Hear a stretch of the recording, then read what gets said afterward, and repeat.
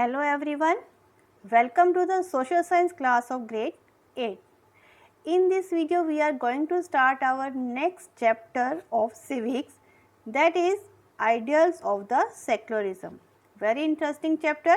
In this chapter we are going to study about the secularism.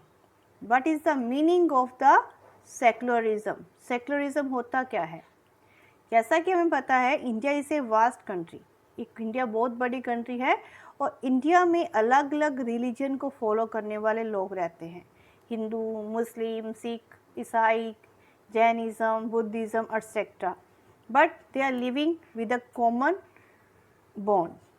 How it is happen, ये किस कारण से कैसे ऐसा हो रहा है, इसके बारे में हमने इस चैप्टर में स्टडी करना है. Let us start today's work.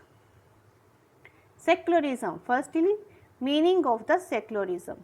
Secularism means freedom of the religion, non-interference policy of the state in religious matters. It means secularism का meaning क्या है? Freedom of religion means हर एक सिटीजन को, जो भी इंडिया का सिटीजन है उसे फ्रीडम है किसी भी रिलीजन को, अपनी चॉइस के किसी भी रिलीजन को फॉलो करने के लिए.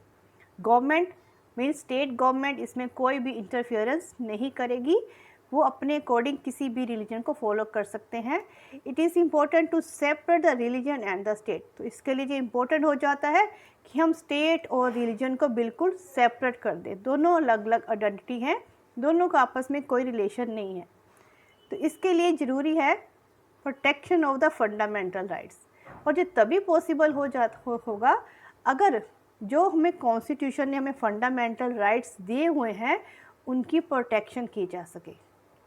प्रोटेक्ट हो मीन्स हम अपने फंडामेंटल राइट जो बेसिक राइट्स हैं उनको फ्रीली यूज़ कर सकते हों. Secondly, protect the freedom of the individual.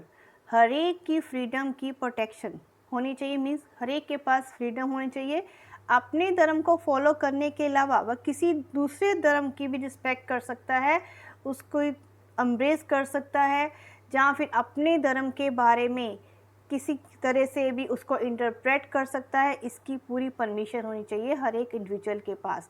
That is the meaning of the secularism. India is a secular state. It means there is no relation between the religion and the state. The word secular was added to the preamble by the 42nd Amendment Act, which came into force in 1976. Secular word को हमारे constitution में add किया गया था 1976 में. Secular state का meaning क्या है? That protects and promotes all religion equally.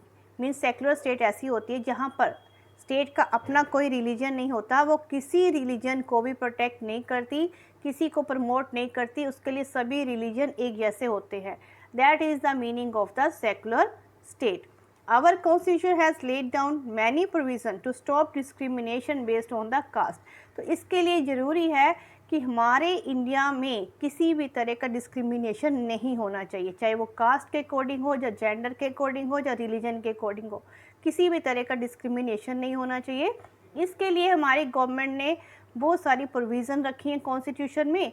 Main provision जो थी that is the government has enacted the untouchability act in 1955.